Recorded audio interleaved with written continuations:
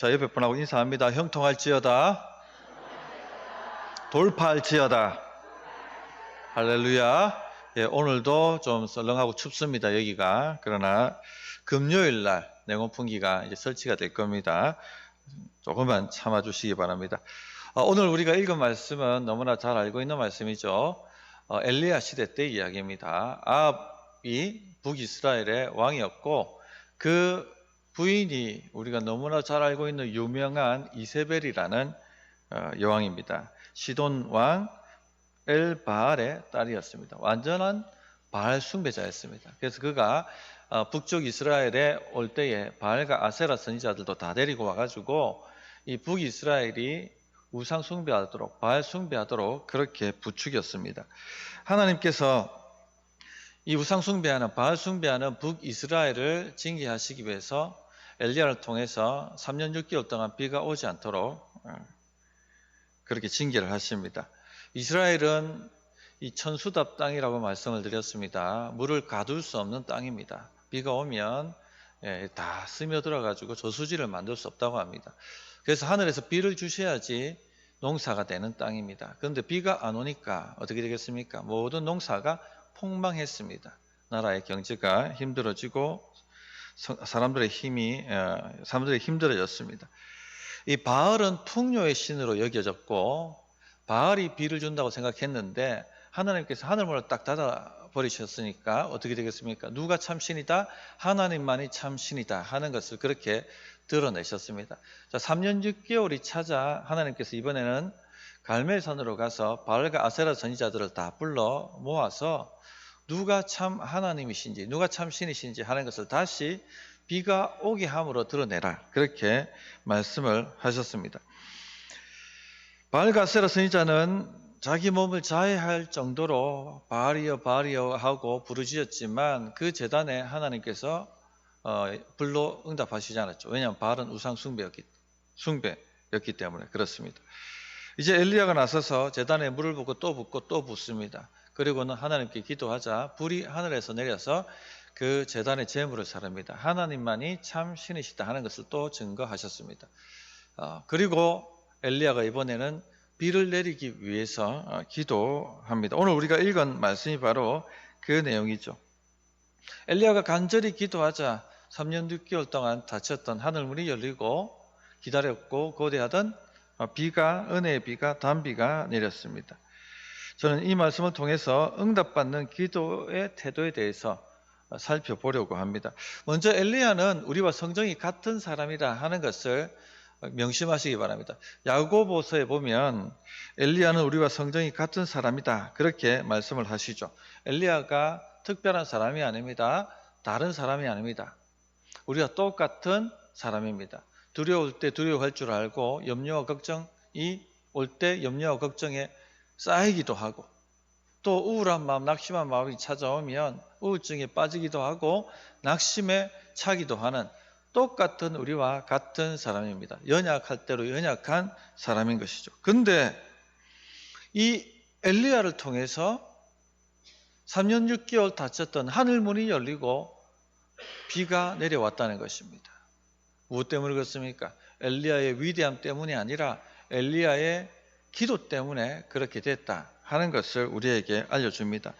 그러므로 우리도 기도하면 하늘문이 열리게 된다는 것입니다. 성도님들, 우리 성도님들의 하늘은 어떻습니까? 성도님들의 하늘문은 열려 있습니까? 아니면 닫혀 있습니까? 3년 6개월 비가 오지 않아서 쪼그라들고 쪼그라들었던 그 북이스라엘의 삶처럼 여러분의 삶이 그렇게 쪼그라들고 있지는 않습니까? 한계에 갇혀 있고 성장이 없고 형통도 없고 풍요도 없고 하늘의 문을 열어야 하겠습니다. 하나님, 제 인생의 하늘의 문을 좀 열어주십시오. 그렇게 간절히 기도할 수 있기를 진실로 바랍니다. 자, 그럼 어떻게 하면 우리 인생의 하늘 문도 열릴 수 있는가? 그 응답받는 태도에 대해서 한 4가지 정도 살피도록 하겠습니다. 첫째, 하나님의 약속의 말씀을 따라 기도해야 한다는 것입니다. 지금 엘리야는 비를 내리게 해달라고 기도하고 있습니다. 그러나 비가 필요해서 기도하는 이유만은 아닙니다. 왜 기도합니까? 하나님께서 약속하셨기 때문에, 비를 주겠다고 약속하셨기 때문에 그런 것이죠. 자, 18장 1절을 한번 가보십시다. 많은 날이 지나고 제3년에 여호와의 말씀이 엘리야에게 임하여 이르시되 너는 가서 아합에게 보이라. 내가 비를 지면에 내리리라. 하나님께서 비를 지면에 내리겠다고 약속하셨습니다. 말씀하셨습니다. 지금 엘리야가 기도하는 것은요, 그 약속에 의지해서 기도하는 것이죠. 하나님께서 비를 주신다고 하시지 않으셨습니까? 비를 주십시오. 그렇게 기도한 것입니다. 성도님들, 우리 아이들이 부모에게 뭔가를 요구할 때 우리가 들어줄 수밖에 없는 때가 있죠. 언제입니까? 아빠가 약속했잖아요. 그러면 들어줄 수밖에 없습니다. 이번 시험 끝나고 나면 아빠가 통닭 시켜준다고 약속했잖아요. 그러면 그날 저녁에는 통닭을 시켜줘야 됩니다. 거짓말쟁이 아빠가 안 되려면. 우리 하나님도 마찬가지입니다. 하늘아버지께서 약속하셨잖아요. 들어주십시오. 그러면 하나님께서 들어주실 수밖에 없습니다. 우리 성도님들 이 약속을 붙들고 기도하고 있습니까? 그렇게 기도하셔야 됩니다. 우리는 너무나도 잘 알고 있는 것이 기도할 때 우리 뜻이 아니라 하나님의 뜻을 따라 구해야 한다. 그래야 응답이 있다는 것은 너무나도 잘 알고 계실 것입니다. 아무리 그럴싸하게 기도해도 하나님의 뜻이 아니면 응답은 일어나지 않습니다. 야고보서 4장 3절에 구하여도 받지 못함은 정욕으로 쓰려고 잘못 구하기 때문이라 그렇게 말씀하셨습니다.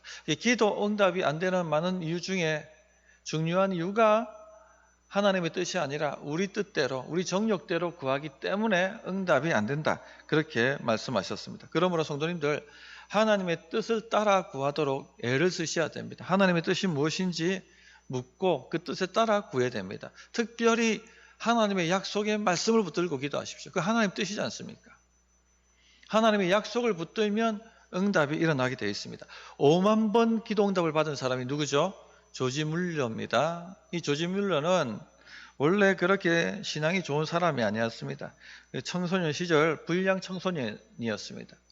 아버지 돈 훔쳐다가 도박하고 그리고 술 먹고 그러던 불량 청소년이었습니다. 그러다 예수님을 만나고 난 이후에 물질의 공급은 하나님이 주시는구나 하는 것을 깨닫고 하나님의 재산을 담당할 수 있는 사람이 되기를 원합니다. 이 기도 제목을 가지고 기도하는 사람이 된 것입니다. 우리 성도님들도 하나님의 재물을 맡을 수 있는 그런 사람이 되기를 구하십시오. 그렇게 하기 위해서는요, 기도하는 사람이 돼야 돼요. 약속을 붙들고 기도하는 사람이 되어야 됩니다.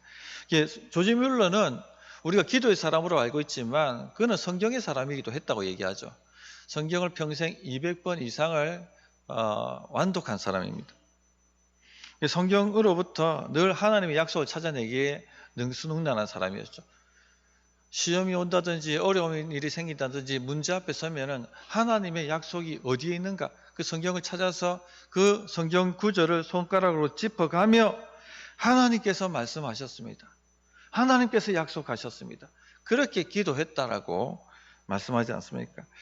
그게 단순한 믿음, 약속을 붙들고 기도하는 단순한 믿음이 기도 응답의 비결입니다. 성도님들, 하나님의 약속을 붙드십시오. 그 약속을 짚어가며 기도할 수 있기를 바랍니다. 두 번째, 겸손해야 합니다. 겸손히 기도해야 됩니다. 42절 보면 아합이 먹고 마시러 올라가니라. 엘리야가 갈멜산 꼭대기로 올라가서 땅에 꿇어 엎드려 그의 얼굴을 무릎 사이에 넣고 그렇게 말씀하십니다. 자, 무릎을 꿇고 얼굴을 엎드려서 땅에 대고 그리고 얼굴을 무릎 사이에 넣었다. 이런 기도의 모습은 간절함이라고 말씀을 드렸습니다. 그러나 간절함일 뿐만 아니라 겸손함입니다. 주님 앞에 두 손 두 발 다 드는 것입니다. 아버지 하나님, 저는 죄인입니다. 저는 무력한 죄인입니다. 하나님의 은혜 아니면은 하나님의 응답 아니면 살 수가 없습니다. 하나님이 도와주시지 않으면 살 수가 없습니다. 그런 겸손함의 표현입니다.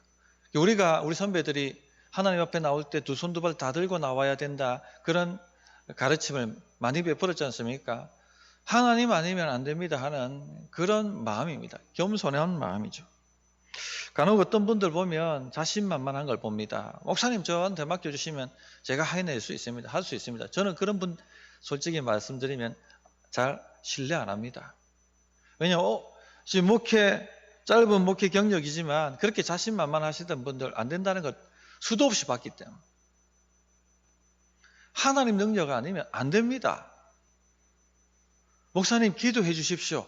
그렇게 말씀하시는 분은 되는 걸 봤어요. 근데 자신 있습니다. 맡겨만 주십시오. 택도 없는 소리입니다. 본인을 모르는 거죠. 본인이 어떤 한계를 가지고 있는 사람인지, 하나님 능력 아니면 안 되는 부족한 사람인지를 전혀 모르는 것이죠. 우리 힘으로 할 수 없는 일들이 너무나도 많이 있습니다. 하나님을 의지하지 않고서는 솔직히 말하면 아무 일도 못합니다. 우리는. 요한복음 15장 5절에 나는 포도나무요 너희는 가지라. 그가 내 안에 내가 그 안에 거하면 사람이 열매를 많이 맺나니 나를 떠나서 너희가 무엇이라고 말씀하시죠? 아무것도 할 수 없습니다. 아무것도 할 수 없습니다. 하나님이 도와주시지 않으면 아무것도 안 됩니다. 이런 겸손한 마음을 가지셔야 됩니다. 그래서 두 손 두 발 다 들고 주여 긍휼을 구합니다. 주여 저를 좀 불쌍히 여겨주십시오. 그렇게 기도 자리로 나와야 하는 것입니다. 베드로전서 5장 5절에 보면 젊은 자들아 이와 같이 장로들에게 순종하고 다 서로 겸손으로 허리를 동이라. 하나님은 교만한 자를 대적하시되 겸손한 자들에게는 은혜를 주시느니라. 그렇게 말씀하셨습니다. 하나님께서는요 교만한 자는 대적하십니다. 그러나 겸손한 자들에게는요 은혜를 베푸십니다. 그러므로 기도 응답을 받기 위해서는요 이 두 손 두 발 다 들고 나오는 심정, 이 겸손한 태도가 굉장히 중요하다 하는 것을 말씀을 드립니다. 셋째는요 기대하며 기도해야 한다는 것이죠. 43절 보시면 그의 사환에게 이르되 올라가 바다 쪽을 바라보라. 그가 올라가 바라보고 말하되 아무것도 없나이다. 이르되 7번까지 다시 가라.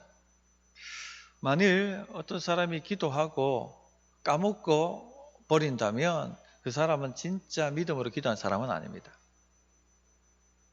기도했다면 하나님이 어떻게 응답하실까 기대를 가지고 바라봐야 됩니다.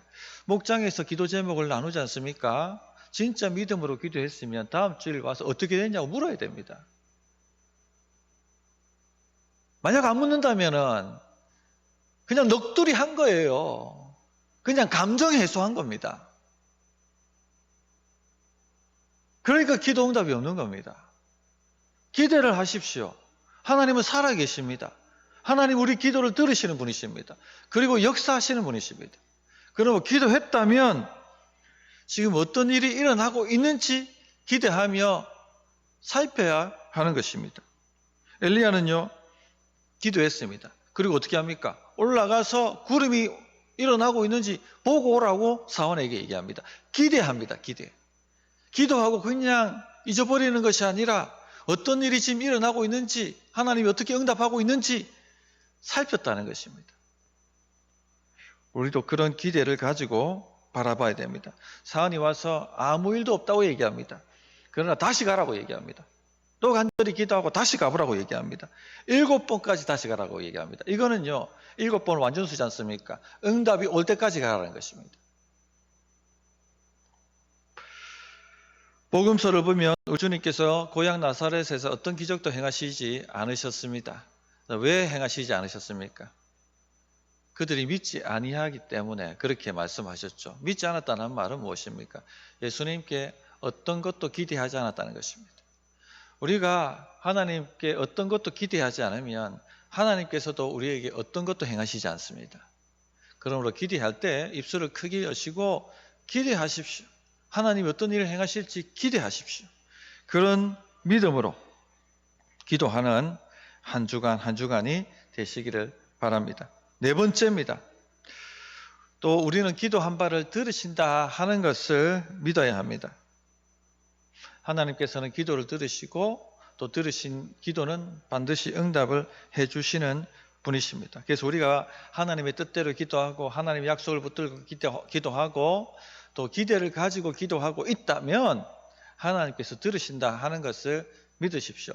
눈에 보이는 것 없고 손에 잡히는 것 없어도 하나님이 들으신다 하는 것을 믿으시기 바랍니다. 자, 44절 보시면 7번째 이르러서는 그가 말하되 바다에서 사람의 손만한 작은 구름이 일어나나이다. 이르되 올라가 아합에게 말하기를 비에 막히지 아니하도록 마차를 갖추고 내려가소서 하라. 이제 하나님이 들으셨다. 응답이 왔다. 그러니까 아합 보고 비가 오니까 내려가십시오. 비에 막히지 않도록 내려가십시오. 그렇게 이야기를 하고 있는 것이죠. 엘리야는 이미 응답이 이루어졌다. 비는 온다. 그렇게 믿고 있는 것입니다. 성도님들, 주님께서 이렇게 말씀하셨죠. 그러므로 내가 너희에게 말하노니 무엇이든지 기도하고 구하는 것은 받은 줄로 믿으라. 그리하면 너희에게 그대로 되리라. 눈에 보이는 것 없고 손에 잡히는 것 없어도 우리 주님 뜻대로 기도하고 있고 기대를 가지고 기도하고 있고 약속을 붙들고 기도하고 있다면 하나님이 들으신 줄 믿으십시오. 입술로 고백하고 시인하고 그렇게 하셔야 됩니다. 아합에게 가서 지금 비가 떨어지지 않고 있습니다. 손바닥만한 구름이 손바닥만한 구름. 이게 어디 보입니까 이게? 그런데 아합에게 뭐라고 합니까? 비가 지금 떨어지니까 속히 내려가십시오. 이런 믿음의 기도가 우리 성도님들에게 충만히 일어나서 2025년도 올 한 해 하늘문이 열리는 영광스러운 기적이 충만하게 일어나길 진실로 바랍니다. 자, 말씀을 가지고 기도하겠습니다.